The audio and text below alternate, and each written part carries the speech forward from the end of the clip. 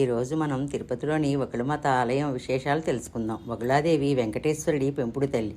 తిరుమల పురాణాల ప్రకారం వకుళాదేవి పురాణం ద్వాపరయుగం నాటిది. పురాణంలో విష్ణువు యొక్క అవతారమైన కృష్ణుడు పెంపుడు తల్లి యశోద అతని వివాహాల్లో దేన్ని చూడలేదని అతనికి ఫిర్యాదు చేసింది. దీనికి కృష్ణుడు కలియుగంలో ఆమెకు అలాంటి అవకాశం వచ్చేలా చూస్తానని బదులిచ్చారు. కలియుగంలో విష్ణువు వెంకటేశ్వరుడిగా భూమిపై అవతరించినప్పుడు యశోద వెంకటేశ్వరుని పెంపుడు తల్లి అయిన వకుళాదేవిగా పునర్జన్మ పొందింది. కృష్ణుడు వాగ్దానం చేసినట్లుగా ఆమె తన పెంపుడు కుమారుని వివాహాన్ని ఆకాశరాజు కుమార్తె పద్మావతితో చేసింది. వకుళమాత దేవాలయం ఆంధ్రప్రదేశ్లోని పేరూరు గ్రామం చుట్టూ పేరూరు బండ కొండపై సుమారు 300 సంవత్సరాల క్రితం నిర్మించబడింది.